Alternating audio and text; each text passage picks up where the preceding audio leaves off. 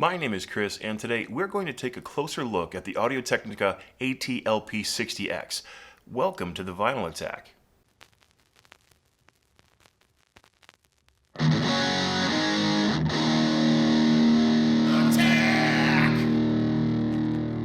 Much like most of you, I'd imagine, I've been a fan of musical gear from all ranges of the spectrum for as long as I can remember. I've always been entranced when I saw a new stereo on the shelf at the local Meijer or Radio Shack, and I simply had to hear how it sounded and see how it worked. The blinking lights, the shiny knobs, the latest improvement, and newest technology would keep my attention directed and riveted to one piece of equipment for hours on end as my imagination ran wild with the stories of how the music itself was created. No small feat for a kid who had ADD long before it was diagnosed properly, and then they added another letter to the condition. As I got older, I came to appreciate the different levels of quality in products, and I started to pay attention to the different price points that might work for different people. I can't quite explain why, really. No one was asking for my opinion as such on these things at the time, but I cataloged the information about them nonetheless, as I tend to do with most things that keep my attention. I simply loved having the specs of a product, its sound characteristics, and the value of an item directly at hand in case a discussion popped up about the new stereo a kid down the street got for Christmas, which did happen almost yearly. Twice if you included birthdays and the amount of people in my neighborhood. So when I made my top 5 turntables under $500 list back in February of this year, I couldn't have imagined how well it would be received and how many views and opinions it would garner as well. Being so new to making content, it's been a fascinating undertaking to see how it's grown and developed a life of its own when it comes to what people like and what they have to say about something. While the age-old adage that opinions are like assholes and everybody has one is certainly true, there have been far more positive and constructive discussions about the list than negative responses, many of which were about the 60X in particular. The popularity of this table as a starter piece has grown immensely as the record collecting hobby has exploded in popularity in the past decade, creating a huge market for entry-level turntables to satiate the new collector and returning one alike. Having received several comments and emails about this particular table, I thought we'd take a deeper look to help shed some light on whether or not this is something you should consider. While this video is aimed more at the beginning collector, my hope is that those of you who have been around for a while still might find some enjoyment here and a bit of information at the same time, just as I have throughout the years, which is what led me to making this channel in the first place. And if you'd like to get your hands on one of these tables for free, that's right, just stick around for the end of this very video as the kind folks over at Night Sound and Lighting have sponsored not only this video, but the Audio-Technica AT-LP60X giveaway I'll be doing at the end of this month. If you need lighting controls, theatrical lighting, or anything in the realm of professional sound, this is the place to go. They also have a huge selection of Audio-Technica products, including turntables and accessories, and it's the perfect place to pick up a new cartridge to try out on your turntable to change up your sound a little. You can also find more than 60 major lighting and sound brands that I use regularly back in my live show days, like Allen & Heath, who made some of the best mixing boards in the world, Electro Voice, which if you're a Zakk Wylde fanatic like I am, and you already know that those are the brands of speakers he used in his speaker cabs for years, and Tascam, which is probably the first brand of multi-track recorder everyone I know used to record back home. In total, you're looking at something like over 28,000 products, all on one website from a small, family-run business that actually knows their field and cares about your patronage. As a small business owner myself, I can tell you that when you shop with us, it truly makes a difference. In addition to giving away this turntable, they've also included a discount code to receive 10% off all orders until the end of August. When you're shopping on their site, which is simply gonite.com, just enter the code VinylAttack, all one word, and they'll hook you up with a discount. I myself am taking a look at a new Audio-Technica microphone to improve the sound here on the set, as it's still a little boomy, and I'll definitely be taking advantage of that discount. Huge thanks to them for offering up a turntable to give away here on the channel. So you've stumbled across the hobby of record collecting, or your friends introduced you, or maybe you're just a music buff who's looking at trying something new, but the mechanical functions of turntables and the fragile nature of vinyl records is a bit intimidating. Where do you start? Sure, it's easy enough to run down to your local record store to support yet another small business and pick up your releases by your favorite artists, but now you're going to need a setup to play your newly prized possessions, and there are a host of options out there that can easily overwhelm someone.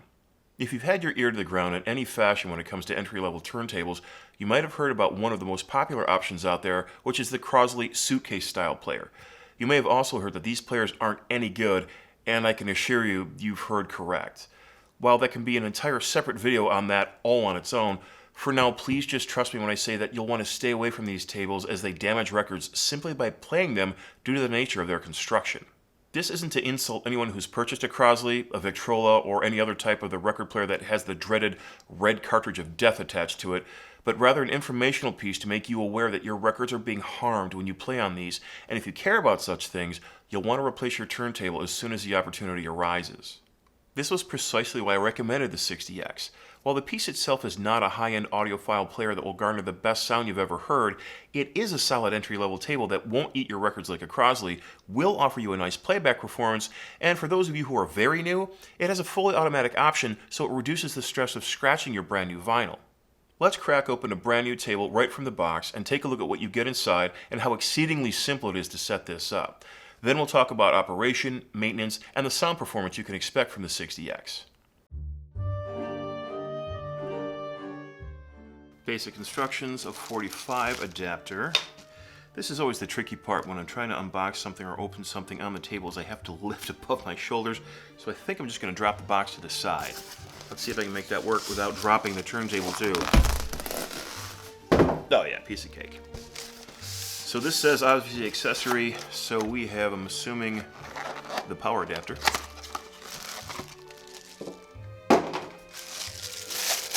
And these are our connectors. This is a little different than what you'll normally find. If you're newer, you'll hear people talk about how you need to have a phono stage, and all that means is this is a very weak signal going into a stereo, so you have to connect this to something to amplify this signal, then into your stereo, you connect it to the stereo, which amplifies your speakers.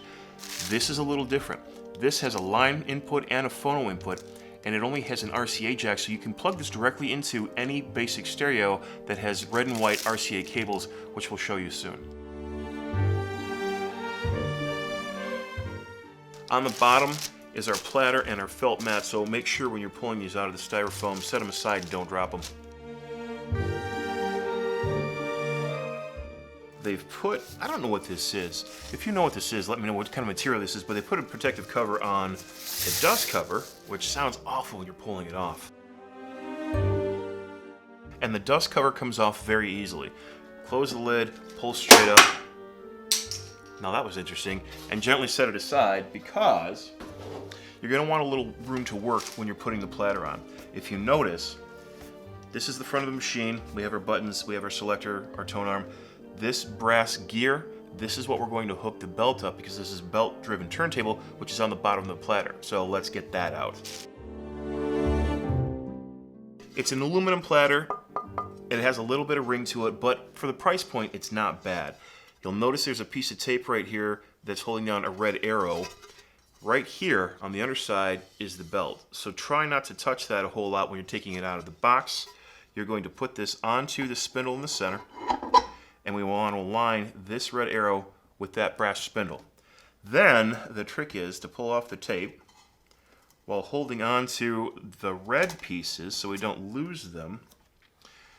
This is connected obviously to the belt. We're just going to pull the belt over, gently put it into place, trying to make sure that it doesn't get twisted. And then once it's in place, just kind of nice slide that out and you're done. From here, take the table and go ahead and rotate the platter a few times. This helps center the belt on the spindle and the platter itself. After that, we can put our platter mat on, or our felt mat. I actually like that they tape this down to a cardboard piece so it's not going to come all wrinkled and beat to hell. Of course, I'm going to beat it up pulling it out, aren't I? Felt mat, either side is fine. Most people probably put the logo up so you can see it when it's not in use. From here, we're going to take the twist tie and we're going to gently undo this because this tone arm, unfortunately, on this table, because it's a budget table, it doesn't have a safety catch. Right now, it's maybe because it's not plugged in, the tone arm doesn't want to go down with a fully automatic operation. Yeah. It's not going down. This button on the right side manually raises and lowers the tone arm, but there's no safety catch. So as you can see, it's very easy to knock this over. So be mindful of that when you're using this table. That's the one thing you're going to want to pay particular attention to when you're using it for the first time. I dug up our errant hinge. That just slides right back in. That's a piece of cake. grab the turntable dust cover. That's it for initial setup. From here, it's about hooking everything up. As you can see on the back, we've got a spot for the 12-port adapter, and then we're going to be using our RCA plugs to plug it into a stereo. And I'm going to put a record on there, and I'm going to show you how to play it and give you a quick, I guess it's not a sound demo because it's not a great sounding record, but at least you'll see the operation from start to finish.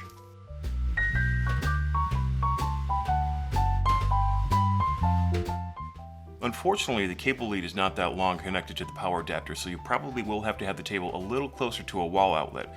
Then simply plug it into the back of the unit. The RCA to 1/8 inch adapter cable plugs into the analog out at the back of the unit. Then you need to find a line in on your stereo or powered speakers. It might say line in, it might say phono in, it might say CD, auxiliary. Any of these will do so long as you match the red to the red and the white to the white. For this example, I'll be using the auxiliary input on this Arcam integrated stereo. I'm going to remove the dust cover again so it'll be a little easier to see what I'm doing and hopefully not bounce the hinges all over the room. Success. From here, we have a couple of options we need to talk about. Number one, your record size. Standard record is a 12-inch record. 7-inch record is a 45. Over here, we have our speed selector. The table has no power button. It doesn't need one, it's always on. So when you hit start, it'll fire up. If you use the Q lever and move it over, it will fire up, and I'll show you that as well. But 33 speed is out, 45 speed is pressed in. We're going to be playing a 12-inch full-size record, so I'm going to leave that on 33 speed. We have automatic options here, which is start, and then if we don't want to listen to the whole thing, we can just press stop. The arm will turn by itself. Be sure to remove, slide off carefully, the stylus cover that's on the front of the stylus. From there, if you want to do manual, you can. You would press in to raise up the tone arm, start to slide it over, and you'll see immediately the turntable starts to spin. To stop it, just bring it back to its position, lower it, and you're done. So, let's grab a record, let's get it on the turntable, let's press start, and we'll show you how this works. I have one of my test LPs, so it's not going to be the greatest sound in the world. However, again, from what I know, these are not copyright written, so we'll be able to actually hear it play a little bit. And then again, if you're hearing it and there's no music being played, YouTube told me to take it down, and clearly I was wrong. But, simple thing, put it on your turntable. For automatic play, hit start, and that's it.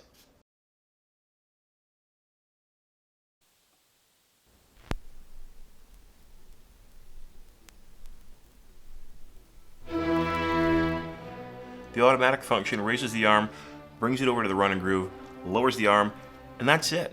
Beautiful music.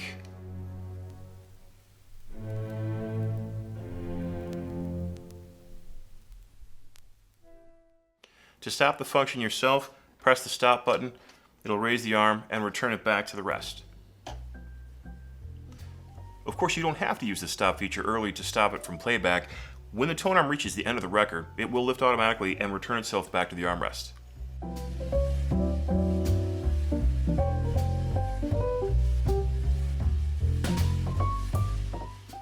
Finally, for manual operation, press the button, which raises the tone arm, slide the tone arm over, the record automatically starts to spin as the motor engages, press the button again to lower the tone arm, and you're right back where you started.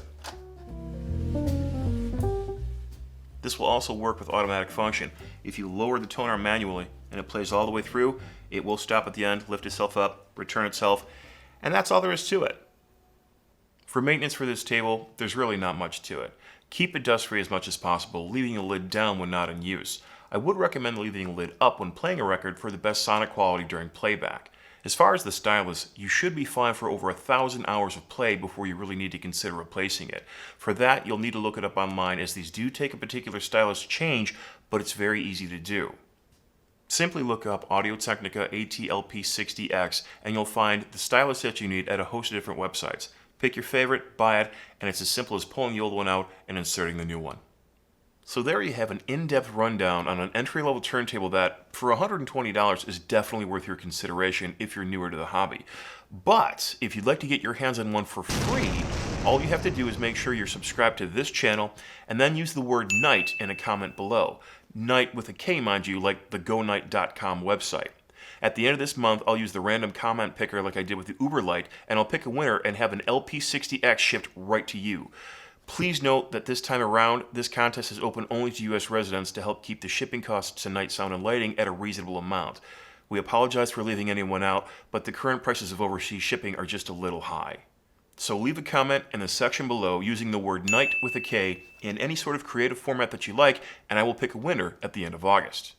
Thanks for dropping by to check out a video on an entry-level product that might not be as exciting as something we normally talk about, and thank you for the continued support for the channel. Shirts are selling fast, but are still available currently at the vinylattack.com website, and if you're positioned to do so, you might also consider checking out the Patreon page as well. I have some great items coming in from manufacturers from all over the world soon, and I'm super excited to have some more reviews and tests coming out soon. Until then, I look forward to next time.